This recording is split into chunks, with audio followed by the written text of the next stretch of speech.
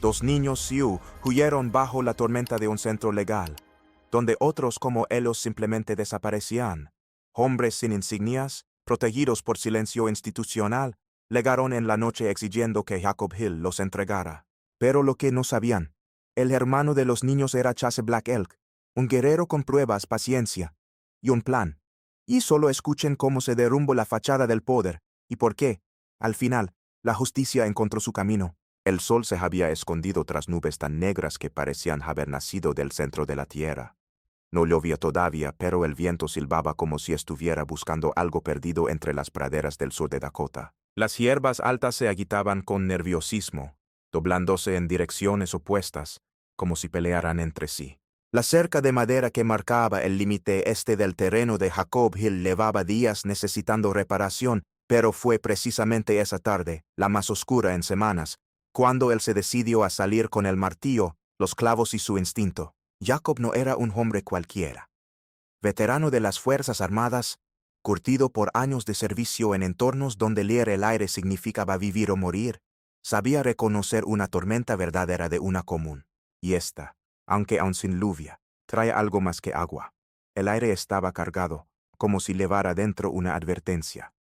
Entonces lo oyó, un sonido breve, lejano y casi absorbido por un trueno que cruzó el cielo segundos después. No era un aullido de coyote ni un chillido de ave. Era un grito humano, infantil, ahogado, como si se hubiese escapado del pecho de alguien que ya no podía gritar más fuerte. Jacob levantó la cabeza al instante, el martillo aún en la mano, la espalda recta. Lo volvió a escuchar, más nítido esta vez. Algo en su interior, una fibra enterrada desde los días en que patrullaba en silencio bajo cielos extraños, se tensó. Soltó la herramienta. Cruzó la zancha que rodeaba su propiedad y se internó sin pensar en la franja de árboles que bordeaban el campo. El bosque no era profundo, pero la vegetación era espesa. Las ramas aranaban los brazos y el barro comenzaba a formarse bajo sus botas. Caminó 20, quizás 25 yardas, y entonces los vio. Dos figuras pequeñas, empapadas, inmóviles junto a un tronco caído. El mayor, un niño de unos 8 años, sostenía en brazos a una niña más pequeña, temblando bajo la lluvia que ya empezaba a caer con insistencia. Sus rostros estaban cubiertos de barro seco, sus ropas eran demasiado delgadas para ese clima. Sus pies descalzos. Jacob se agachó de inmediato, sus ojos nivelados con los del niño. No dijo una palabra, esperando que el pequeño hablara primero. El niño tragó saliva, bajó la vista, y con un murmullo apenas audible dijo: «No queremos problemas, señor». Su voz era áspera, como si llevara horas sin hablar. A su lado, la niña apenas levantó la cabeza. Tenía los ojos grandes, llenos de miedo y un corte seco en la mejilla, como de zarza o rama. El niño agregó con más firmeza: «Yo soy Benji, ella es Willa, mi hermana». Jacob notó cómo, aun bajo la tormenta, Benji miraba hacia atrás cada pocos segundos, como si alguien pudiera aparecer de entre los árboles, como si todavía corrieran peligro. Jacob no preguntó nada.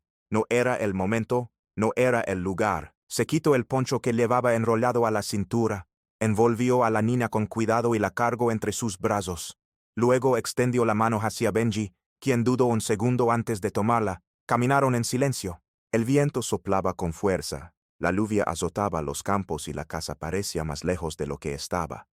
Cada paso se hacía lento, cada metro se volvía esfuerzo, pero Jacob no se detuvo. Con una determinación nacida no solo de deber, sino de humanidad, cruzó el barro, subió por la pendiente y llegó al porche de su casa. Benji soltó su mano justo cuando cruzaban la puerta. Sus ojos se llenaron de lágrimas. No por miedo, sino porque, por primera vez en quién sabe cuánto tiempo, alguien no les cerró la puerta en la cara. Jacob los llevó junto a la chimenea. Buscó mantas, calentó agua. Willa se quedó dormida sin decir palabra, envuelta como un pequeño bulto de tela. Benji la observaba, con los ojos abiertos de par en par, sin parpadear. Jacob sabía que algo grave había detrás de todo esto. Lo sentía en el aire desde antes de oírlos, pero aún no tenía idea del alcance de lo que acababa de detener. No sabía que ese encuentro cambiaría su vida. Y menos aún, que acabaría desafiando a personas dispuestas a todo por recuperar lo que no les pertenecía. La tercera noche fue distinta. El silencio que había envuelto la casa durante días se quebró suavemente con el aroma de carne asada y pan caliente. Jacob, siguiendo un impulso más humano que racional, había preparado un estofado con verduras de su propio huerto, como solía hacerlo cuando necesitaba reconectar con algo más profundo que la rutina. Los niños, hasta ese momento reacios a comer más que trozos de pan o frutas, se sentaron a la mesa. Willa, con los ojos aún bajos, se llevó la primera cucharada a la boca y cerró los ojos. Benji, viéndola relajarse un poco, soltó el tenedor, apoyó las manos sobre la mesa y habló por fin. Nos escapamos de una casa de acogida. Empezó, con voz pausada, pero no era una casa de verdad. Era un lugar donde otros niños como nosotros desaparecían. Y nadie decía nada. Jacob lo observó en silencio, no pidió más detalles, no interrumpió. La mirada de Benji era la de alguien que había visto más de lo que debía para su edad. Hablaba con la resignación de un adulto atrapado en el cuerpo de un niño. Willa no habló, pero sus ojos, grandes y oscuros, se clavaron en los de Jacob como si buscaran un gesto de comprensión, de promesa. Jacob no necesitaba una explicación más larga. Había servido en lugares donde la ley era una ilusión, donde los uniformes escondían intenciones que ningún juramento podía limpiar. Había visto rostros como los de esos niños en aldeas lejanas. Pero ahora estaban aquí, en su patio, en Dakota del Sur. Cuando los niños se fueron a dormir, Jacob se sentó junto a la ventana del salón con su taza de café ya frío. La tormenta de días atrás se había ido, pero el aire seguía denso. No sabía exactamente qué haría aún, pero una cosa era clara: no permitiría que volvieran a ser tomados, no por esa casa, ni por quienes permitieron que existiera. Esa misma noche, cerca de las 2 de la madrugada, el sonido sordo de un motor lo sacó de su semisueño. No había luces, ni siquiera faros de posición, solo el crujido de neumáticos aplastando grava húmeda. Jacob se levantó con calma, dejó la taza sobre el estante y subió al segundo piso. Desde una pequeña rendija entre cortinas, vio cómo un SUV oscuro se detenía junto al viejo granero. 3 hombres descendieron. Todos vestían uniformes oscuros con parques ilegibles. Uno llevaba una radio pegada a la boca. Jacob alcanzó a ver claramente. La vieja casa del Hill. 2 pequeños nativos. El gringo los escondió. No eran policías. No eran asistentes sociales. Y definitivamente no buscaban cumplir la ley. Jacob se movió rápido. Abrió el armario sobre la chimenea, retiró con cuidado una manta enrolada y sacó de allí un viejo rifle de cerrojo, limpio, aceitado, con la correa aún firme. No era tiempo de recordar guerras. Era tiempo de proteger.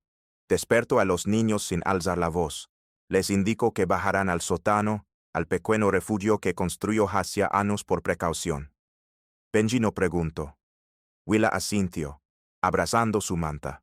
Jacob les prometió que estaría bien, que no dejaría que nadie entrara sin su permiso.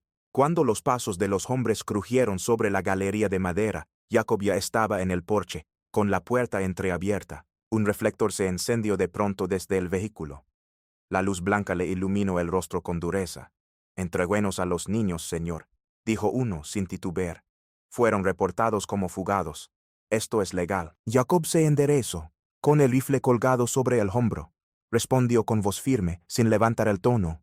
«Entonces esperen aquí. Ya llamé al alguacil. Si es legal, esperarán con gusto». Los hombres se miraron entre sí. Uno de ellos, el más bajo, levó lentamente la mano hacia su cinturón. Jacob no esperó. Levantó el rifle, apuntó al cielo y disparó una sola vez. El sonido retumbó como trueno sobre los campos vacíos. Los hombres no dijeron nada. Subieron de nuevo al vehículo y se alejaron con la misma discreción con la que llegaron. Jacob no se movió durante un buen rato. Sabía que ese disparo no era el final. Era apenas el principio. Porque lo que había visto en los ojos de esos hombres no era deber, era codicia, era poder, y los niños que dormían en su sótano no eran fugitivos, eran objetivos. Y ahora él también lo era. 2 días después del intento de intimidación, un jinete solitario apareció en el sendero de tierra que llevaba al rancho. Su silueta surgió entre la bruma matinal, montado sobre un caballo agotado. Vestía una chaqueta de cuero raída, botas cubiertas de barro seco, y llevaba un largo lanzón atado a la espalda. Las trenzas negras caían a ambos lados de su rostro, tan firme y callado como la piedra.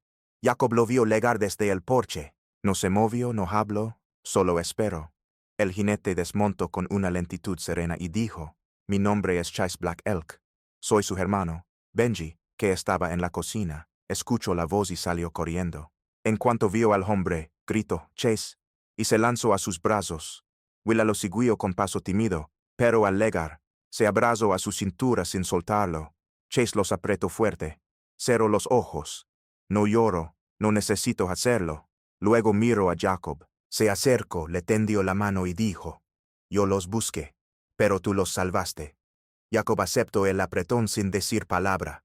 Chase abrió una bolsa de lona, sacó un pequeño medallón de plata en forma de águila y lo extendió hacia él. En mi nación no olvidamos una deuda como esta. Se sentaron en el porche. Mientras los niños jugaban bajo la vigilancia de los perros, Chase habló. Le contó a Jacob cómo, tras servir como francotirador en Afganistán, volvió a casa solo para descubrir que sus hermanos habían sido enviados a una casa de acogida privada, cerrada 3 meses después sin rastros ni explicaciones. No fue error. Fue negocio, legal financiado, y muy callado. Algunos niños nunca regresaron. Nadie investigó. Jacob no respondió. Su rostro se endureció aún más. No necesitaba más pruebas. ¿Te quedarás?, preguntó al fin. Sí, dijo Chase. Sé que volverán por ellos. Pero esta vez no tendrán ventaja. Ambos sabían que el verdadero peligro no había pasado. Pero tampoco lo habían hecho ellos. Ahora estaban juntos. Y eso lo cambiaba todo. Una semana después, Chase y Jacob se dirigieron juntos al tribunal del condado. En la mochila de Chase llevaba su expediente militar, pruebas de parentesco y una memoria con grabaciones filtradas, obtenidas por un joven experto en informática de su comunidad. No buscaban venganza, buscaban justicia. En la sala estaban sentados funcionarios de protección infantil, 3 agentes y un juez legado desde Bismarck. Cuando Chase se levantó, el silencio fue total. Su voz cortó el aire. Mis hermanos desaparecieron.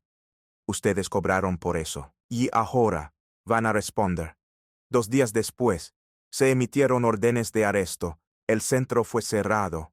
La búsqueda de otros niños comenzó gracias a las pruebas reunidas por Jacob y Chase. Días después, Chase regresó al rancho. Abrazó a Jacob con fuerza. Gracias, hermano. No todos los héroes nacen entre nosotros, pero los reconocemos por su espíritu. Benji y Willa se quedaron con Jacob hasta obtener la custodia legal, y cuando, al final de la primavera, una nueva tormenta asomó en el cielo, ya no tuvieron miedo.